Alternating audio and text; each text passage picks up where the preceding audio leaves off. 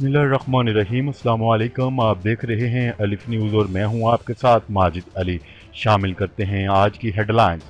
بھارت کو شدید دھچکا، ہوا چکنا چور، ایران نے بھارت کو چابہار ریل پروجیکٹ سے الگ کر دیا۔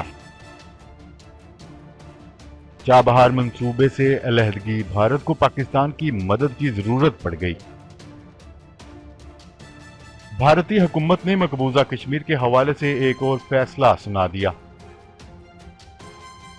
سعودی عرب میں عید الاضحیٰ کی نماز کی مساجد میں ادائیگی کی اجازت ہوگی یا نہیں، حکومت نے بڑا فیصلہ کر لیا۔ امریکہ کا F-16 جنگی طیارہ گر کر تباہ۔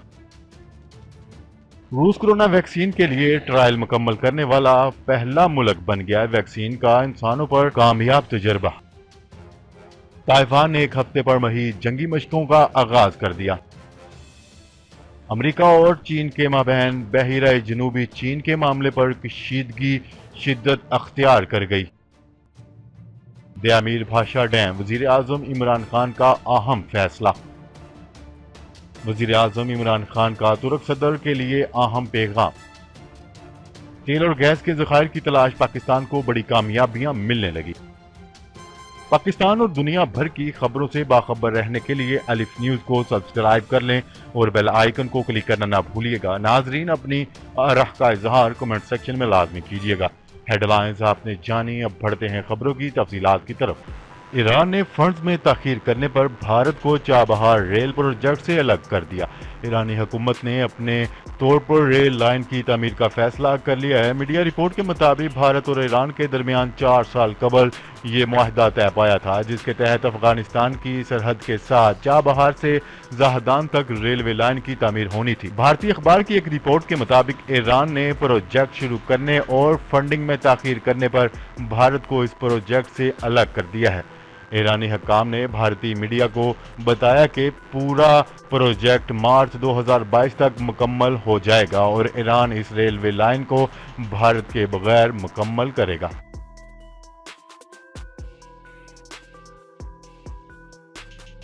خبر کے اگلے حصے میں بات کرتے ہیں۔ چابہار سے زاہدان تک سڑک بنتی تو بھارت پاکستان کو بائی پاس کر دیتا، لیکن اب بھارت کی افغانستان تک رسائی صرف پاکستان کے ذریعے ممکن ہے۔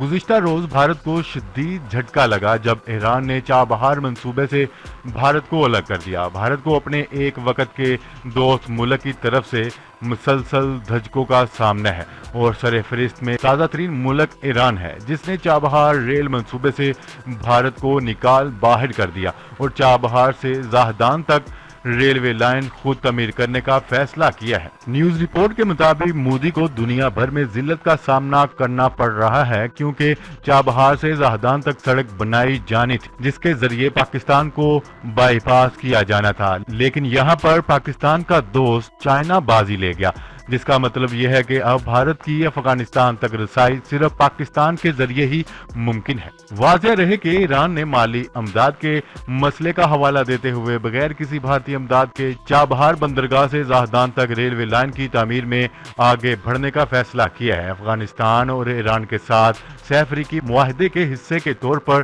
اس منصوبے کو حتمی شکل دیے جانے کے 4 سال بعد بھارت کو نکال باہر کیا گیا ہے۔ خبر کے اگلے حصے میں بات کرتے ہیں۔ انتہا پسند بھارتی حکومت کے کرفیو اور کرونا وائرس جیسی وبا کی وجہ سے لگائے دوہرے لاک ڈاؤن کا شکار مقبوضہ کشمیر کے حوالے سے بھارتی حکومت نے ایک اور فیصلہ سنا دیا ہے۔ بھارت نے آج سے مقبوضہ کشمیر کو سیاحت کے لیے کھولنے کا اعلان کر دیا۔ بھارتی حکومت کی جانب سے جاری کی گئی ہدایت کے مطابق صرف ان سیاحوں کو وادی میں آنے کی اجازت ہوگی جو بذریعہ فضائی سفر یہاں پہنچیں گے۔ اس دوران یہ بھی لازمی ہوگا کہ سیاحوں نے ہوٹل میں بکنگ اور واپسی کے ٹکٹ بھی قرار رکھے ہوں۔ بی بی سی کے مطابق بھارتی حکومت مسافروں کی آمد پر ان کے ٹیسٹ کرنے کا بھی اعلان کیا ہے۔ وائرس کے پھیلاؤ نے دنیا بھر میں سیاحت کی صنعت کو متاثر کیا ہے، لیکن مقبوضہ کشمیر میں سیاحت عالمی وبا سے قبل بھی متاثر ہو رہی تھی۔ اگست 2019 میں مودی سرکار نے آئین میں مقبوضہ کشمیر کی خصوصی حیثیت ختم کر کے وادی بھر میں کرفیو نافذ کر دیا تھا اور لاکھوں فوجیوں کو تعینات کیا گیا اور ذرائع ابلاغ کو معطل کر دیا گیا، بلکہ مقامی سیاستدانوں کو بھی نظر بند کر دیا گیا۔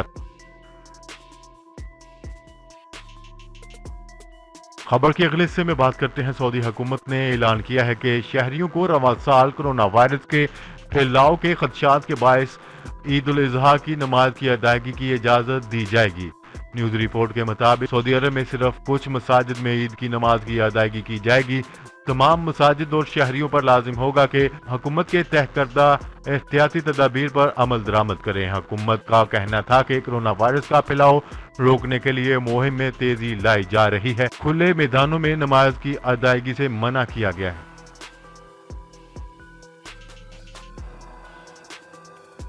خبر کے اگلے حصے میں بات کرتے ہیں۔ امریکی فضائیہ کا ایک F-16 وائپر جنگی طیارہ نیو میکسیکو کے فضائی اڈے پر لینڈنگ کے دوران گر کر تباہ ہو گیا، جس کی وجہ سے پائلٹ کو معمولی زخم آئے۔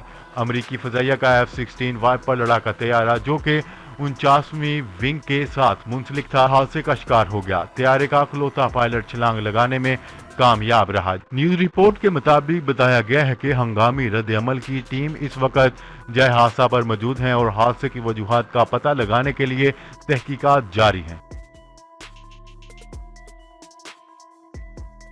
خبر کے اگلے حصے میں بات کرتے ہیں۔ روس نے دنیا کی پہلی کرونا ویکسین کے لیے ٹرائل مکمل کر لیا ہے۔ تفصیلات کے مطابق روس کرونا ویکسین کے لیے ٹرائل مکمل کرنے والا دنیا کا پہلا ملک بن گیا۔ نیوز رپورٹ کے مطابق تیار کردہ ویکسین کے تمام کلینیکل ٹرائل 18 جون سے شروع ہوئے تھے۔ کلینیکل ٹرائلز کے لیے تشکیل دیے گئے دونوں گروپوں کو جلد ڈسچارج کر دیا جائے گا۔ خبر کے اگلے اور اہم حصے میں بات کرتے ہیں۔ تائیوان نے ایک ہفتے پر محیط جنگی مشقیں شروع کر دی۔ غیر ملکی خبرساں ادارے کے مطابق وزارت دفاع کے جوائنٹ آپریشنز کمانڈ سینٹر نے پیر کی صبح سے شروع ہونے والی ان مشقوں کی منظوری دی۔ ان مشقوں کا مرکزی حصہ اس ہفتے جمعرات کو مکمل ہونا ہے۔ میں بری، فضائی اور بحری تینوں افواج ایک مصنوعی حملے سے نمٹنے کی کوشش کریں گی، جبکہ ملکی صدر ان مشقوں کا بذات خود معائنہ کریں گے۔ تائیوان یہ جنگی مشقیں روایتی حریف ملک چین کے ساتھ کشیدگی کے تناظر میں کر رہا ہے اور قوی امکان ہے کہ ان مشقوں کے انعقاد سے بیجنگ حکومت بھی نالاں ہوگی۔ خبر کے اگلے حصے میں بات کرتے ہیں۔ امریکہ اور چین کے مابین بحیرہ جنوبی چین کے معاملے پر کشیدگی شدت اختیار کر گئی ہے۔ غیر ملکی خبرساں ادارے کے مطابق بحیرہ جنوبی چین میں بیجنگ حکومت کی علاقائی سرپرستی قائم کرنے سے متعلق حالیہ اقدامات پر امریکی اعتراضات کو چین نے ناجائز قرار دے دیا ہے۔ واشنگٹن میں چینی سفارت خانے کی جانب سے جاری کردہ بیان میں امریکی وزیر خارجہ مائک پومپیو کے اس بیان کو غلط بیانی پر مبنی اور خطے میں قیام امن کی چین کی کوششوں میں رکاوٹ ڈالنے کی کوشش قرار دیا گیا ہے۔ چین نے ان معاملات میں امریکہ کی دخل اندازی کو بھی تنقید کا نشانہ بنایا۔ مائک پومپیو نے پیر کو اپنے ایک بیان میں کہا تھا کہ امریکہ چینی سرزمین کے علاوہ بحیرہ جنوبی چین میں ملکیت کے تمام تر دعووں کو ناجائز مانتا ہے۔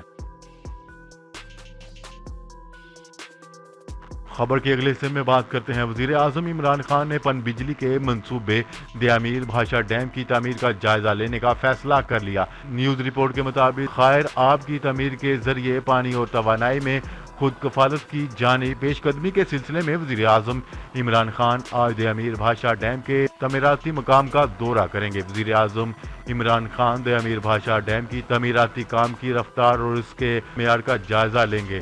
آبی ذخائر کی ترقی سے ترقی یافتہ ممالک کی صف میں شمولیت وزیر اعظم کا ویژن ہے۔ وزیر اعظم کا خواب ہے کہ پاکستان خود 50,000 میگا واٹ تک بجلی پیدا کرے۔ خبر کے اگلے حصے میں بات کرتے ہیں۔ وزیر اعظم عمران خان نے ترکی کے قومی دن برائے یکجہتی کے موقع پر حکومت، عوام اور اپنی جانب سے مبارکباد پیش کی ہے۔ نیوز رپورٹ کے مطابق وزیر اعظم عمران خان نے ترکی کے قومی دن برائے یکجہتی کے موقع پر ترک صدر رجب طیب ایردوان کے نام اہم پیغام جاری کیا۔ اپنے پیغام میں وزیر اعظم نے حکومت پاکستان، عوام اور اپنی طرف سے جمہوریت قومی یکجہتی کے دن کی مبارکباد پیش کی اور کہا ہے کہ آج کے دن ہماری حکومت ترکی کے ساتھ مکمل اظہار یکجہتی کے عزم کا اظہار کرتی ہے۔ خبر کے اگلے اور آخری حصے میں بات کرتے ہیں۔ پاکستان میں تیل اور گیس کی تلاش کرنے والی کمپنیوں کو اہم کامیابیاں ملنے لگی۔ ایک ماہ میں 5 مختلف مقامات سے نئے ذخائر دریافت کر لیے گئے۔ نئے ذخائر سے 1040 بیرل خام تیل اور 47 ملین مکعب گیس یومیہ حاصل کی جائے گی۔ تفصیلات کے مطابق پاکستان میں تیل و گیس کے نئے ذخائر کی تلاش کا مشن جاری ہے۔ مشن میں تیل تلاش کرنے والی کمپنیوں کو اہم کامیابیاں ملنے لگی ہیں۔ او جی ڈی سی ایل نے ایک ماہ میں 5 مختلف مقامات سے نئے ذخائر دریافت کر لیے۔ نئے ذخائر سے 1040 بیرل خام تیل جبکہ 47 ملین مکعب یومیہ گیس حاصل کی جائے گی اور دریافت ہونے والے نئے ذخائر کو قومی سپلائی نیٹ ورک میں شامل کر دیا جائے گا۔ جی تو ناظرین، آج کے لیے اتنا ہی۔ مزید خبریں لے کر بہت جلد آپ کی خدمت میں حاضر ہوں گے۔ تب تک کے لیے اپنا خیال رکھیے گا۔ اللہ نگہبان۔ پاکستان زندہ باد، پاکستان آرمی پائندہ باد۔